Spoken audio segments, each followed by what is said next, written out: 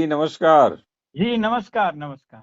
हम बातचीत कर रहे हैं newsletter with Rakesh Ranjan YouTube channel के संपादक राकेश रंजन जी के साथ बेंगलुरु कर्नाटक। बाबा अभय सिंह ग्रेवाल को लेकर जिस तरह से अब उनकी जो कुछ भी आजकल वो कर रहे हैं और नए सिरे से उनके जो लोक व्यवहार हैं, जो लोक भाषा माने जो जिस तरह से वो आजकल वो एक कहा जा रहा है कि वो प्रेम में भी हैं वो कहीं न कहीं किसी रूप में वो दिख भी रहा है वो।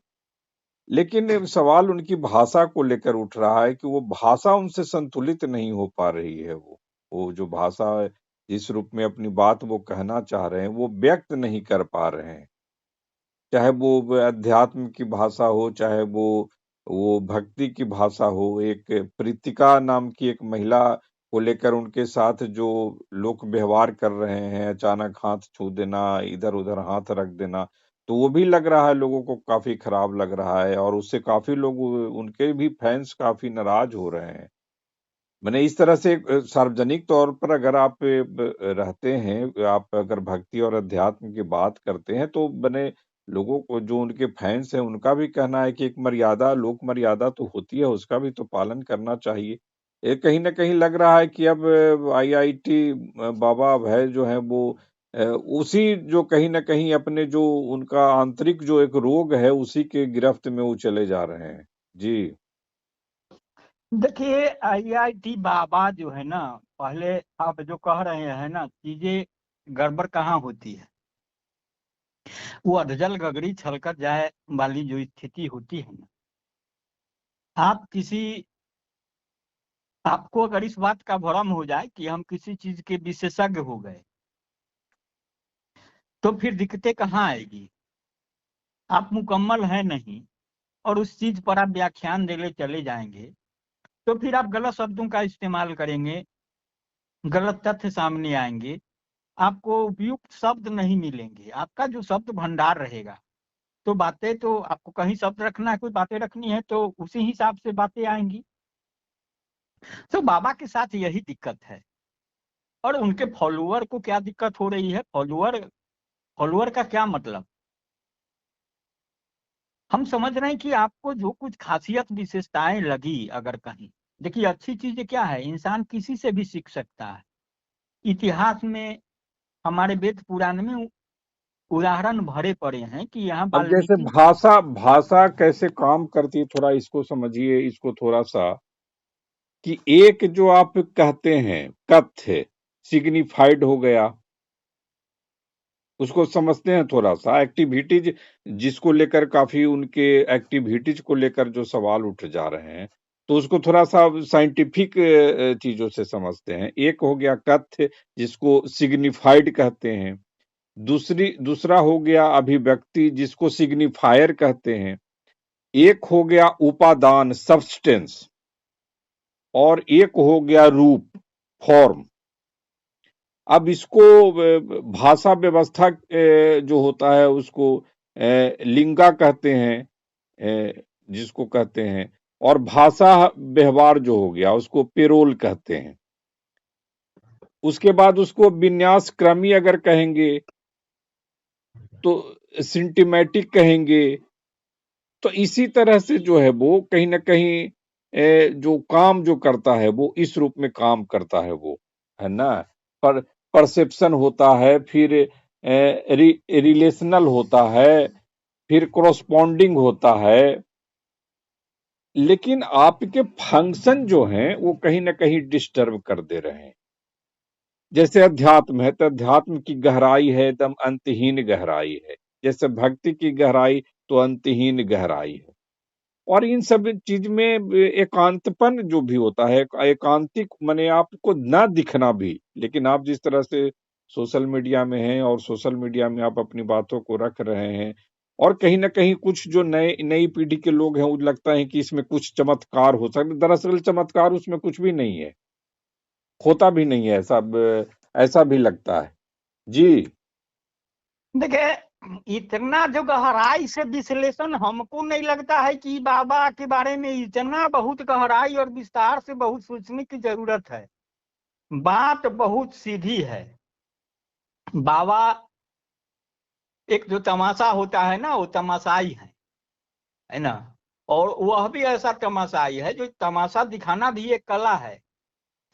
तो ये मुकम्मल कलाकार भी नहीं है। तो हम कहते हैं ना कि जो वो बाबा को कोई आधा पागल होने वाला बात, बीमार होने वाला बात, ये सब चीजें जो उनके बारे में कही जाती है ना, ये लाख फॉलोअर हो जाने और ये तमाम चीजें करने से बातें नहीं बनती है कि भैया आप ये इंजीनियरिंग किया उसको छोड़ दिया, कारपोरेट जीवन छोड़ दिया, आध्यात्मिक मार्ग चुना।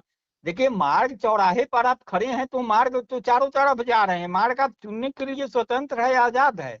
लेकिन जिस मार्ग की ओर आप बढ़ रहे हैं, उस मार्ग की ओर बढ़ते हुए आप अपनी यात्रा को जारी रखना चाहते हैं तो क्यों जारी रखना चाहते हैं, इन चीजों को भी समझने की जरूरत होगी। तो जो ये जो है ना, ये तथाकथित अनोखा अंदाज और विज्ञान या अध्यात्म का जो मिश्रण करके जो ये सब जो चीजें होती है ना, तो कालक्रम में तमाम चीजें देखी हुई है, आप देखे ही हैं। अरे तुलना करने वाले तो उनको कहाँ कहाँ से नहीं तुलना कर दिया, और क्या क्या तमाम बातें हो गई। लेकिन बातें जो स्पष्ट है वो यही ना है कि बाबा नहीं ना, जैसे गजा। आप दो तीन, जैसे ना पहले आप भविष्य वक्ता बनते हैं, तो भविष्य वक्ता में आपकी अगर भविष्यवाणी की पहचान की जाती है, परीक्षा ली जाती है, तो पाकिस्तान और भारत के बीच मैच में आप भारत को हरा देते हैं, भारत जीत जाता है।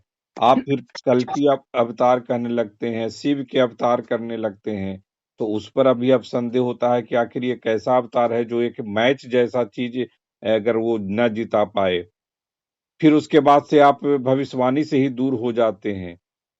फिर आप जो है वो अब संवाद के लिए जाते हैं कहीं पर, आपसे अगर कुछ लोग, ठीक है कि वो बाबा तथाकथित बाबा ही हो, आपसे संवाद करना चाहते हैं, संवाद का एक नियम है कि आप अपने अधिक जानते हैं, अतिरिक्त जानते हैं, तो आप अपने ज्ञान से उनको कम से कम पराजित करें, परास्त करें। कम से कम भारतीय संदर्भ में तो ज्ञान का मतलब यही है। वहां आप चाय फेंक देते हैं, फिर उसको साजिश आप करार देते हैं। अरे भैया, तो वही ना हम कह रहे हैं कि तमाम बस यही ना कहे कि भैया आप जो कलाकार भी बनने चले हैं या प्रहसन करने भी चले हैं, तो उसके लिए भी तो कुछ समुचित ट्रेनिंग व्रेनिंग की जरूरत है ना। हम इसीलिए कहते हैं कि बाबा को लेकर के इतने गंभीर होने की और गंभीर व्यापक चर्चा की कोई जरूरत ही नहीं है। बाबा जैसे लोग कहे ना कि आए, सोशल मीडिया है तो आए हैं, फिर यहीं से हवा हो जाएंगे, सब सब्सक्राइबर उनके गायब हो जाएंगे, निकल जाएंगे जो कुछ कर रहे हैं। और वही चीजें क्या होती है ना, वो एक बड़ी कहावत है कि संसार में जो कितने तरह के मनुष्य हैं, तो उसके लिए भी हमको जैसा कुछ याद आ रहा है कि संसार मह त्रिविध मानुष पाटल रसाल पलस समा, एक कहही एक कहही करही, एक करही कहही न बागही। संसार में तीन तरह के लोग हैं। पाटल जैसे वृक्ष हुआ, पाटल रसाल जो है वो, जो एक कहता है तो करता भी है, एक सिर्फ करता है, कहीं कहता नहीं है। आप इन तीनों में मिलाइए कि कौन बाप कौन है। अब भाई आप जो ज्ञानी होगा उसको अपने ज्ञानवान होने के लिए खुद को प्रचारित करने की जरूरत है। भाई तो फिर तो वही है कि सिनेमा का पोस्टर क्यों लगता है, आइए आइए देखिए महान धार्मिक फिल्म या क्रांतिकारी फिल्म, तो व्यापार कारोबार हो गया ना। जो चीजें हैं आप देखिए, जब माने अध्यात्म धर्म और ये सब तमाम चीजों की को जब जोड़ करके, और ये सोशल मीडिया और ये बाबा जैसे लोगों के साथ जब ये चीजें जुड़ती है ना, तो हमको भीतर से भी कभी कभी कुंठा होती है। इस तरीके से, माने कुंठा नहीं, माने नाराजगी होती है इस तरीके से कि भैया इसी भारतीय माने संस्कृति में यहाँ की जो तमाम चीजें हैं उसमें भरे पड़े हैं। आप देखिए ना, अब जगत गुरु, अब शंकराचार्य को इस बात का लगा कि भाई अब हम बहुत माने मुकम्मल हो गए हैं, तो फिर भी उनको लगा कि हमको परीक्षा की जरूरत है। तो कहाँ निकले, ही बिहार की भूमि होती है ना कि मंडन मिश्रा से साक्षात्कार करने गए थे, और उनको तो गुमान था भाई हम बहुत, लेकिन ठीक है, एक वहां भी एक बैरियर था कि वो चाह रहे थे कि हम कहीं तक करके अपने विद्वता को परखे। और वहां पत्नी मिल जाती है वो मंडन मिश्रा की, और किस तरीके से जो है शास्त्रार्थ होता है, तमाम बातें होती है, और फिर उनको लगता है कि अरे तो जब जिस आदमी का पत्नी हमको परास्त कर दिया तो फिर वो आदमी हम क्या शास्त्रार्थ करेंगे, तो अभी हमारा ज्ञान मुकम्मल नहीं है।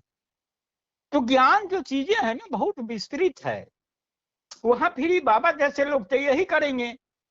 अब समझा रहे थे ना, परिवार, मोह माया, नहीं, सब। इसको हम लास्ट की तरफ जा रहे हैं, क्योंकि जो भाषा को लेकर जो मैंने बात की थी, तो उस इसलिए वो हम गहराई में चूंकि आपसे जानना चाह रहे थे। जैसे मैंने मान लीजिए कि कहा जाता है कि बाटसन जैसे जो भाषा शास्त्री हुए, इस तरह से जो बात कहते हैं कि ये theoretical basis of human behaviour, ठीक है ना। हम साइकोलॉजिकल की तरफ ना भी जा रहे हैं, तो हम उनके कहे शब्दों, उनके कहे प्रयोग किए शब्दों वगैरह से भी अगर चीजों को समझना, जो आप कमेंट्स में भी इस तरह की कई बात आ रही है, टिप्पणी भी आ रही है कि बाबा को इस तरह से वो जो कर रहे हैं उनको आजादी है करने की, ये है सोशल फिगर है इसलिए हम लोग थोड़ी बात भी कर लेते हैं ना। तो आप सही कह रहे हैं कि ये सोशल मीडिया एक दिन ना एक दिन खुद हवा हो जाएंगे, जैसे और लोग हो जाते हैं अगर उसमें बहुत सब्सटेंस नहीं रहता है। अब कहना ये theoretical basis of human behaviour, अब ये कैसे काम करता है? ये इसमें मेंटलिज्म है, मनोवाद है,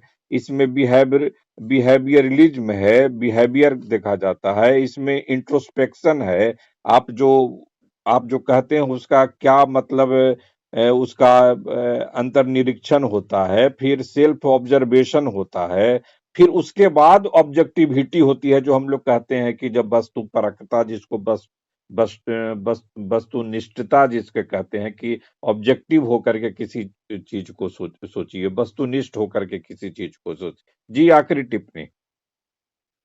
देखिए ये जो ज्ञान विज्ञान में जो चला है ना, प्रयोग प्रयोग, आप जो वस्तुनिष्ठ सब्जेक्टिव और ऑब्जेक्टिव की बात कर रहे हैं ना, ये बाबा को समझने के लिए बड़ी आसान तरीके से मैं समझाने की कोशिश कर रहा हूँ। अब एक सामान्य चीजें देखिए, हम लोग भी पढ़ाई लिखाई किए हैं। हम मैट्रिक में 70% नंबर लाए थे तो जिला टॉप हो गए थे। आज सीबीएसई आईसीएसई के लोग 99.9% नंबर ला रहे हैं, 100 में 100 नंबर ला रहे हैं। दोनों में बेसिक अंतर क्या है? 100 सवालों के जवाब देने हैं, 4 ऑप्शन है, टिक लगा दीजिए। वहां क्या काम करता है? आप वहां आप अंदाजा भी लगा सकते हैं, नहीं आपको है। ये जो ऑब्जेक्टिव है, सब्जेक्टिव क्या, विषय वस्तु पर आपकी जानकारी नहीं होगी, मुकम्मल तमाम चीजें देनी है, लिखनी है, पढ़नी है। तो ये जो चीजें है ना, तो बाबा जैसे लोग जो है ना वही टिक मारने वाले पीढ़ी के हैं। तो इस तरीके की चीजें चलेगी। देखिए किसी चीजों को समझने के लिए अब जो प्रायोगिक चीजें होती है, एक किसान के बारे में आप किताबी ज्ञान हासिल करके जो बातें करेंगे, एक किसान मुकम्मल तरीके से जो बात करेगा, जो सचमुच किसान है, तो किसान जिन चीजों को रखेगा, बातों को रखेगा, किताबी ज्ञान के हवाले से नहीं रख सकते। तो अनुभव जो चीजें, जो आप जो तमाम बातें कह रहे हैं और फिर अंत में जो निष्कर्ष पर पहुंचने की जब बातें कर रहे थे, तो यही है बाबा की जो कहानी, जहां तक देखे हैं, सुने हैं, जो समझे हैं, जो बताते रहे हैं, वो परिवार से लेकर शुरू होते हैं, इस तरीके से बातें बढ़ती चली जाती है। सब उनको लगता है कि नहीं, परिवार क्या है, बाप पैदा किया, पढ़ा तो उसकी जिम्मेदारी थी, पढ़ाना लिखाना, कोई एहसान थोड़े ही किया, मेरी क्या जिम्मेदारी बनती है। जो एक उन्होंने पारिवारिक व्यवस्था जो है उसको भी चुनौती दी, उसको भी नकारा, तमाम चीजें हुई, मोह माया से परे हो गए, खुद को शिव बताने लगे, कल की अवतार हो गए, तमाम चीजें हो गए। हम समझते हैं कि भैया आप कल की अवतार की जब बात करिए तो पहले कल की अवतार क्या है उसको समझने की भी जरूरत है। तो उसको समझेगा कौन? जो कम से कम कल की अवतार से पहले के जो अवतार हैं, उन अवतारों के बारे में मुकम्मल तरीके से अवगत होगा। और अगर कल की अवतार की बात अगर ये आईआईटी बाबा कर रहे थे और उससे पहले के जो 10 अवतारों को समझे होते, जो एक राम का अवतार है, सब तो है विष्णु का ही अवतार, एक राम का अवतार है, उसको आप देखिए, उसमें क्या क्या है। वहां भी एक बाप है, वहां भी पारिवारिक ताना माना में जो तथाकथित, आज का हम भी विकृतियां मानते, विकृतियां भी है। एक पुरुष है, 3 3 पत्नियां रखता है, वहां पारिवारिक द्वंद्व है, वनवास चला जाता है वो आदमी, पत्नी को साथ ले जाना पड़ता है, अपहरण हो जाता है, कैसे कैसे बंदर भालू सेना को जुटाता है, खुद वापस नहीं लौटता, कैसे, ये तमाम जो चीजें हैं वही कृष्ण अवतार में देख लीजिए तमाम बातें।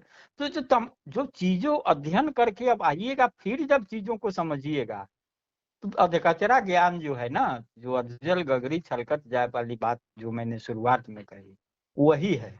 हम लोग का मतलब क्या, बाबा क्या करे नहीं करे, उनको करने की आजादी है, तो भैया आजादी तो उनके फॉलोअर को भी है, तो भाई आप आजाद है तो आजादी करिए ना।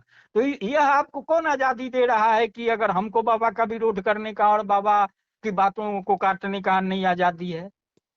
तो भैया इसका मतलब आप आजादी का मतलब ही तो मुकम्मल तरीके से नहीं समझ रहे हैं। आजादी का क्या मतलब होता है? आप आजादी के मतलब भी तो समझेंगे। आजादी का मतलब है कि आप दूसरे को की आवाज को बंद कर दीजिए, दूसरे को नहीं बोलने दीजिए, तो जैसे बाबा वैसे उनके फॉलोअर। अरे भैया कोई अपनी बातों को रख रहा है, आपको अगर इस बात पर आपत्ति है कि आप बाबा का विरोध क्यों करते हैं, बाबा की बातों से असहमति क्यों जताते हैं, तो भैया पलट के तो ये सवाल हो सकता है, तो भैया तो आप मेरे बातों से असहमति क्यों जताते? तो ये तो फिर ये तो आजादी की बात नहीं हो गई, तो तानाशाही की बात हो गई। तो भैया जैसे बाबा वैसे उनके फॉलोअर, हम तो यह भी कहने में हमको कोई दिक्कत नहीं हो रही है। जो विचार होते हैं वो साथ साथ चलती है। आपको किन विचारों के साथ चलना है ये आपकी स्वतंत्रता है। आप एक दूसरे के विचारों को हम माने मारने काटने पर नहीं न, ताकत से नहीं न दबाएंगे। तो ये जो चीजें हैं ना, जो अतिशय जो चीजें हो जाती है, वो सब वही दिक्कत है। तो कुल मिला के यही स्थिति है। और बाबा के लिए तो हमने तो कई बार चर्चा में कहा है कि बाबा का हो गया एक सीमा का दायरा, अब जब ढलान होता है ना तो ऐसे ही आएगी चीजें। तो हो गया उनकी लोकप्रियता का जो था ना, अब चरम, अब जो पतन होता है ना, तो इसी एक बारगी तो नहीं ना, आसमान पर पहुंच करके, तथाकथित लोकप्रियता के आसमान पर भी पहुंच करके आप एक बारगी वो जो अर्श और फर्श वाली जो कहावत, वैसे नहीं होता है। आप गिरेंगे अटकेंगे ना अभी बहुत तरीके से, ऊपर से गिरेंगे तो कहीं पेड़ पर अटकेंगे, पैर में चोट लगेगा, हाथ में लगेगा, उससे गिरिएगा, माथा फूटेगा। गिरते गिरते आपको फिर पतन तक आते, फिर तो उसके बाद फिर उठने की सूरत नहीं बनती है ना, बचती है। तब फिर बाबा कहाँ रहेंगे और उनके फॉलोअर कहाँ रहेंगे? ये तमाम चीजें हैं तो है तब। जी। बातचीत के लिए आपका आभार, नमस्कार। जी नमस्कार।